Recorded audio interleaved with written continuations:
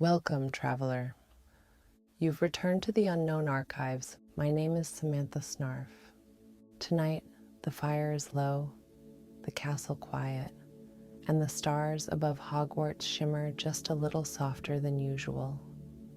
These are the hours between waking and sleep, between memory and magic, and tonight I'll guide you through 3 soft stories tucked into forgotten corners of the wizarding world. Stories of starlight and secrets, time and wonder, quiet rooms that remember. Each tale is gentle, each moment slow. A place for your mind to rest and for your heart to drift safely into dreaming.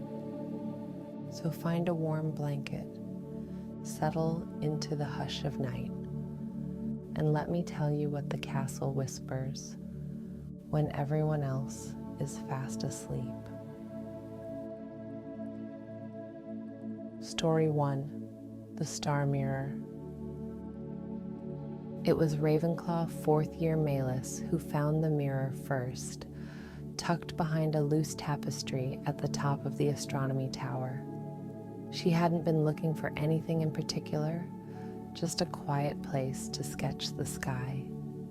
Her fingers were ink-smudged from the day's notes, and her satchel clinked softly with rolled parchment and a tiny bottle of stardust ink she'd saved from flourish and blots. The wind was gentler up here, strange for winter, a spell, maybe, or just the castle being kind. She tugged the tapestry aside, and there it was. A narrow arch, barely tall enough to step through, led to a small chamber she'd never seen before. The stone was cold but polished smooth, and the room had no windows, only a mirror. It wasn't grand, no gilded frame or swirling enchantments, just simple silver glass framed in old oak, and yet it shimmered faintly even without candlelight. The air around it smelled faintly of lavender and old parchment. Malus stepped closer. At first, she saw only herself. Wind-tangled hair, ink on her cheek, eyes that still burned with questions. But then, stars bloomed behind her reflection. Whole constellations swirled to life, distant and ancient, each pulse of starlight matching her heartbeat. She reached out, and the stars moved. Not the reflection, the real ones, outside, in the sky. She gasped softly, then smiled. Every time she raised her hand, a cluster of stars in the sky above would shift, drift, form new shapes. The mirror wasn't showing the past. It was guiding the sky. The first night, she shaped a spiral just to see if it would follow. It did. Delicate trails of starlight curved together in the heavens above the tower, like frost forming on a pane of glass. She laughed then, quietly but full of wonder. The sound echoed gently in the stone chamber. Night after night, Malus returned, alone.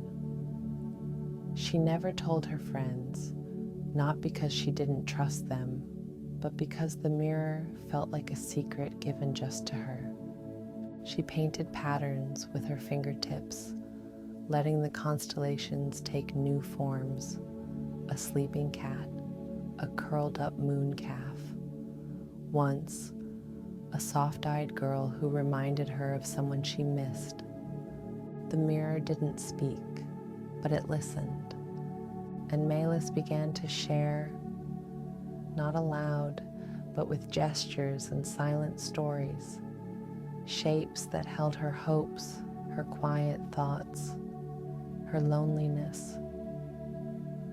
One night she brought music, a small enchanted music box shaped like a moonflower.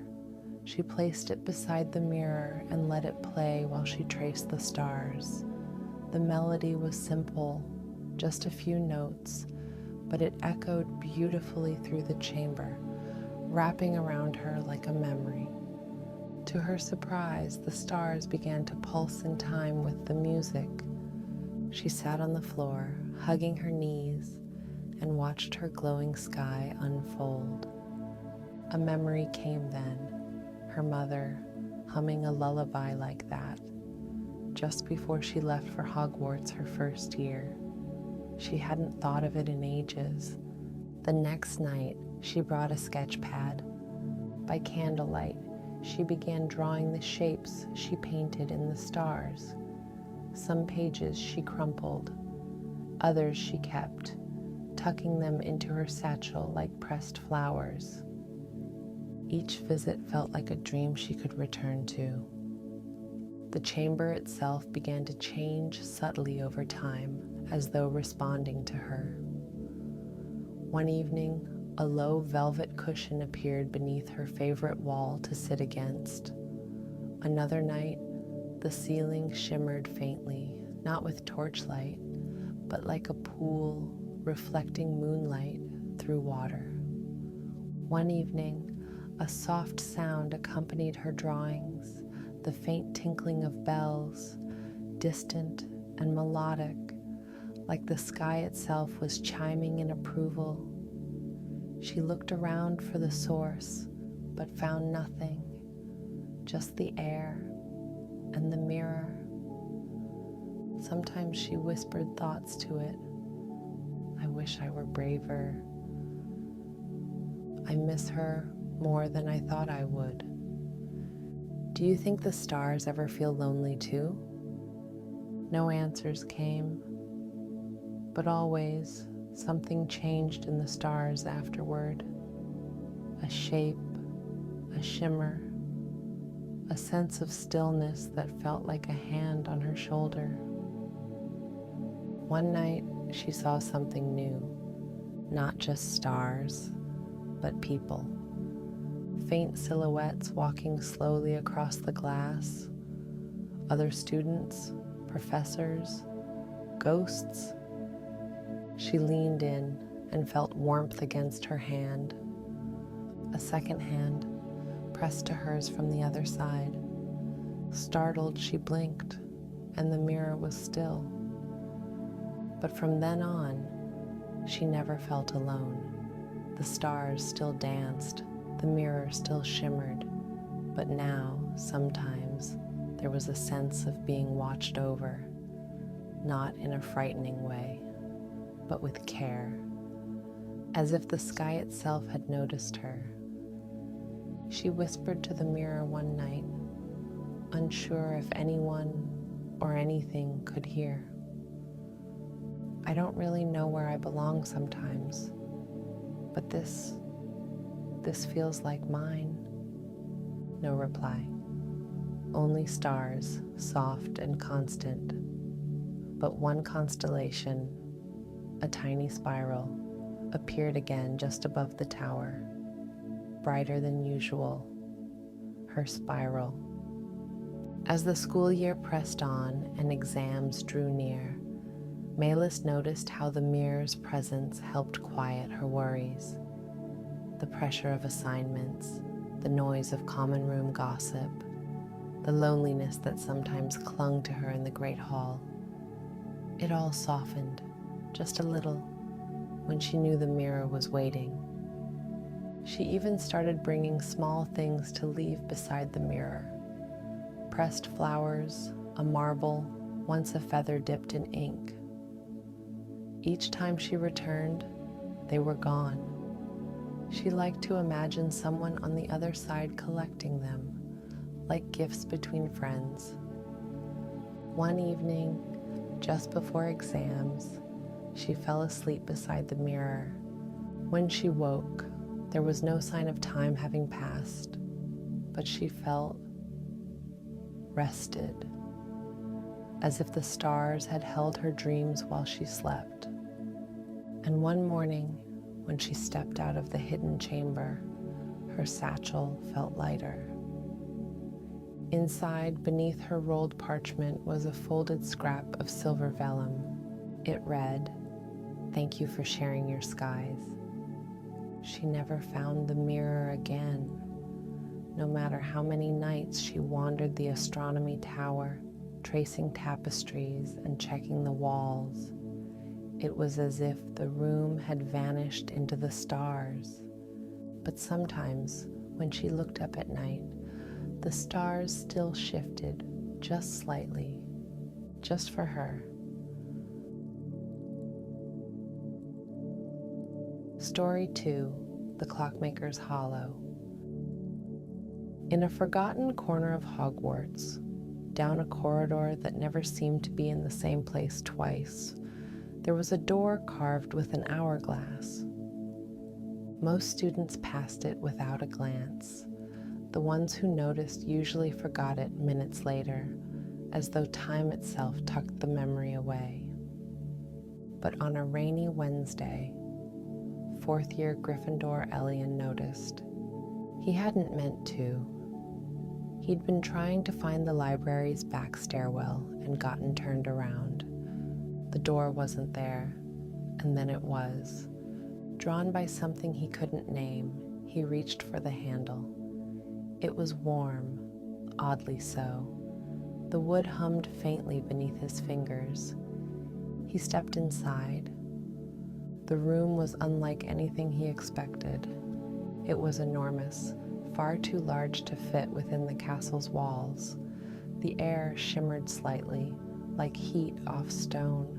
A domed ceiling arched above him, painted with glowing constellations that moved ever so slowly. Gears the size of carriages turned silently along the walls, their teeth clicking in perfect rhythm.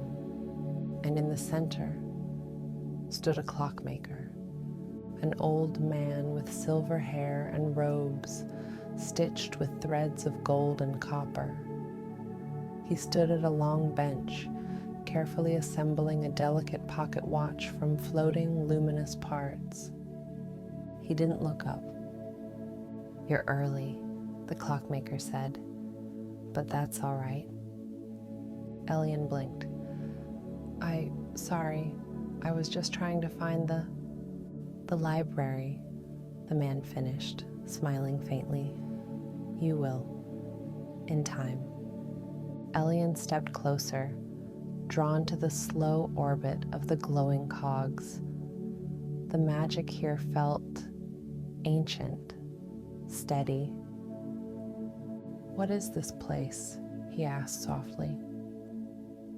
"A hollow," said the clockmaker, tucked between seconds, a workshop for forgotten things and stories not yet written. The gears ticked louder, just for a moment. Elian felt a shiver, but not from fear. "Why am I here?" The clockmaker finally looked up. "To remember," he said. "Or perhaps to choose." He set the watch down. It pulsed with a soft blue glow.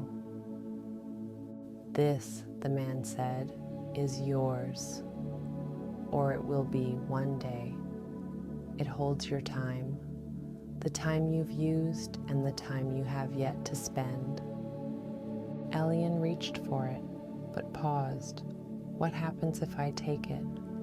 "Nothing," the man said, "or everything." The room went still. Elian touched the watch. In an instant, the room fell away. He was standing in the Gryffindor common room. Only it was empty, and the fire was low. A journal lay open on the table beside him, filled with handwriting he didn't recognize, but somehow knew was his. Then he was in the great hall, surrounded by first years who looked at him with awe. He was older, taller, smiling. Then in the hospital wing, his hand gripping someone else's, a friend, their face blurred, but the emotion was sharp, grief and comfort tangled together. Then, alone, much older, standing at the edge of the forbidden forest, watching the stars. The air was still, peaceful. Each moment was quiet, soft where possible. And then he was back. The clockmaker was watching him with kind, unreadable eyes. "Those were futures?" Elian asked. "Some," the man said. "Others were memories you haven't lived yet." Elian smiled faintly. "That doesn't make sense." The man shrugged. "Time rarely does." Elian looked down at the watch. It no longer glowed. It simply ticked, steady, patient. He closed his fingers around it. "I want to remember this," he said. "You will," the man replied, "though not always clearly. The watch will help." The great gears began to slow. The stars above dimmed. "Can I come back?" Elian asked. The clockmaker didn't answer directly. Instead, he walked to a shelf and pulled down a long wooden box. Inside were dozens of watches, each unique, some humming with light, others quiet. "You're not the first," he said, "and you won't be the last." Elian nodded, feeling something settle in his chest. The domed ceiling shimmered. A sound like rain against glass filled the air. It wasn't unpleasant, more like a lullaby. The clockmaker extended his hand in farewell. Elian took it. "Wait, what's your name?" But the door was already closing. He stumbled out into the corridor just as the castle clock struck midnight. The door was gone. In his hand was the pocket watch. It was old now, tarnished brass, the glass slightly scratched, but it ticked, softly, comfortingly. That night he placed it on the windowsill beside his bed. The stars outside seemed to pulse in rhythm, and every so often, when the castle was especially quiet, Elian would hear the low hum of turning gears behind a wall, and know that the hollow still waited for him, or someone else who needed to remember, or choose. In the days that followed, Elian began to notice time differently. He paused more often, looked longer at the sky, noticed the way morning sunlight pooled on the stone floor of the library, or how the castle's old clocks clicked a little off rhythm when the wind howled. He started carrying a journal, one like the one he saw in the vision, and wrote things down as they happened. Not big things, just small ones. Today, I helped a first year who dropped her books. Today, I remembered my mother's voice. Today, the pocket watch was warm. Each night, he'd place the watch beside him on the pillow. Sometimes it ticked. Sometimes it was still. One night, he dreamt of the hollow again, but this time, the clockmaker was not alone. Others stood beside him. Students, teachers, even a centaur, all tending to their own devices, crafting gears, shaping moments. The stars in the ceiling turned slowly, and when Elian looked up, he saw his name among them. Not written, not spoken, just present. The next morning, he felt different, not older, not wiser, but more real, more himself. And as the days turned quietly onward, Elian never searched for the door again. He knew that one day it would open for him once more, when the time was right. Story 3, The Room That Waited. Bryn was used to being overlooked, a first-year Slytherin, quiet and careful, always walking the edges of the hallway. Not out of fear, she just liked to observe. She watched the way robes swirled when people turned corners, how floating candles dipped when someone passed too quickly beneath them, how spells hummed faintly in the walls after curfew. She noticed things, like how the paintings always shifted just slightly faster when Peeves was near, or how the shadows in the fourth-floor corridor near the tapestry of dancing trolls always fell a little wrong. So when she first sensed a pull behind the tapestry by the grand staircase, she followed it without hesitation. The corridor behind it was short and narrow, too narrow to belong to any normal Hogwarts wing. She ran her hand along the wall as she walked, feeling a soft current, like warm air stirring just beneath the stone. Then suddenly, a door, plain, unadorned, waiting. She stepped inside. It wasn't a room full of books or cushions or sweets, like she'd imagined when she first heard older students whispering about the room of requirement. It was simple. Stone floors, warm lantern light, and a single velvet chair by a fire that crackled quietly. Bryn stood still. She didn't move. She simply let the quiet surround her. After a time, the room changed. Soft music filled the space, gentle cello notes that rose and fell like breathing. A small side table appeared with a steaming cup of cocoa and a blank leather-bound notebook. She sat, and the notebook opened. She didn't remember picking up the quill that appeared beside it, but suddenly she was writing. Not words, not exactly. Shapes, memories, feelings, scribbles that somehow said things she hadn't yet learned how to speak. Each page filled slowly, and the room shifted with them. Sometimes the lanterns changed color. Sometimes the fire brightened or dimmed.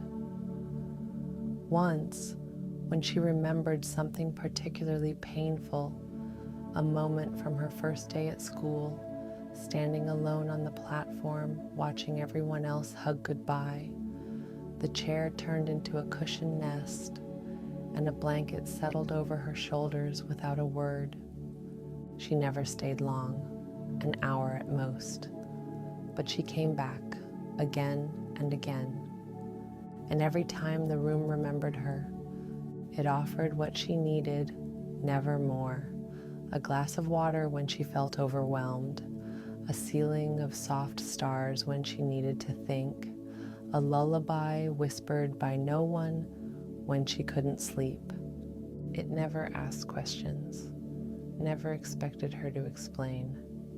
Sometimes she wrote little stories in the notebook about magical creatures that only came out when no one was looking, about hidden gardens inside locked cupboards, about a Slytherin girl who could speak to shadows and make them dance. The room always listened.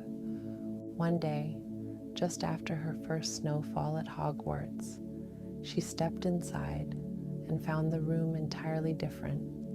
Snow lined the windowsill of an arched, frosted window that hadn't been there before. Tiny glowing orbs floated like fireflies through the air. In the center of the room was a low table with a puzzle, half finished. She knelt beside it, unsure. A note sat at the edge of the table. It read, "Wanna help me finish it?" There was no name, no sign of who had written it, but the handwriting, it felt familiar, like her own, but older. She spent an hour working on the puzzle. Every time she placed a piece, the music shifted slightly, like the room was humming in approval. She never saw who left it, but the next time she came back, a small carved snake sat on the windowsill.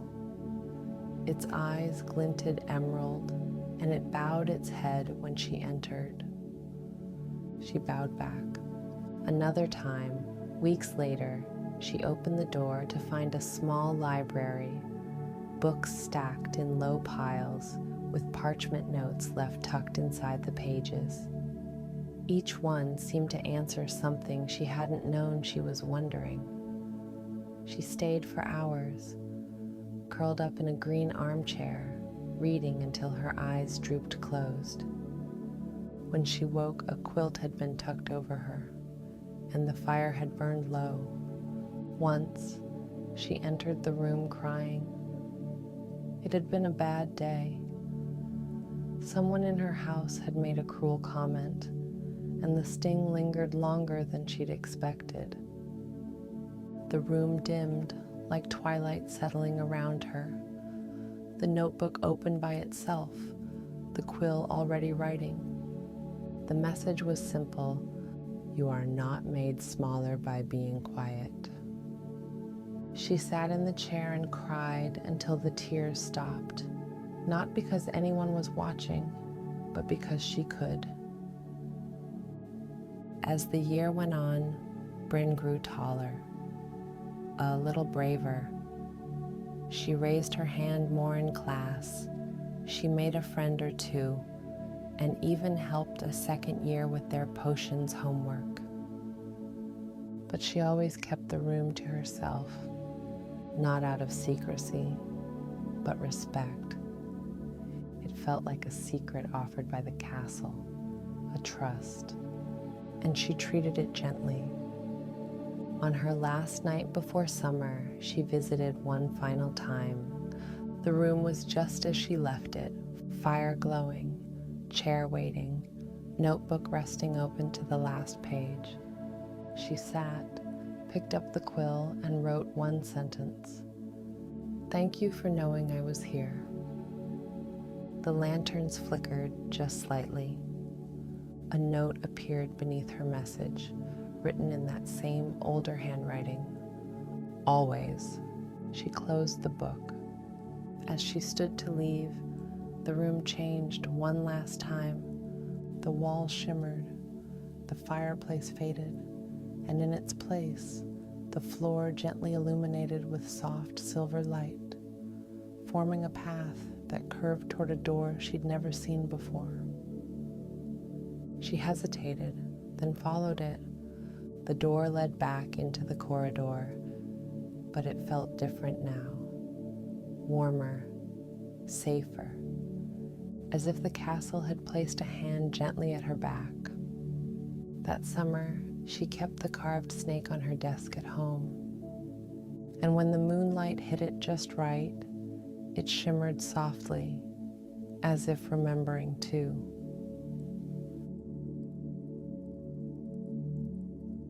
And so, the stories fade like candlelight at dawn.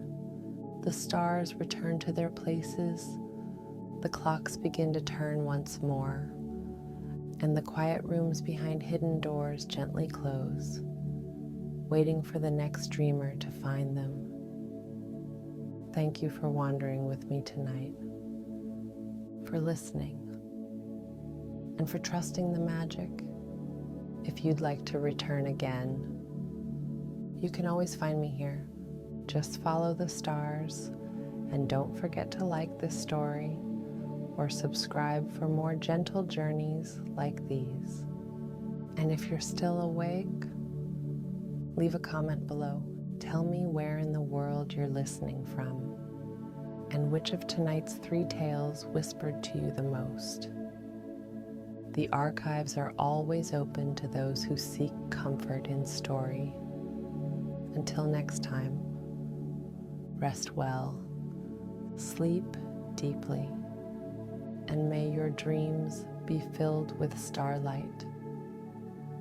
This has been a story from the Unknown Archives.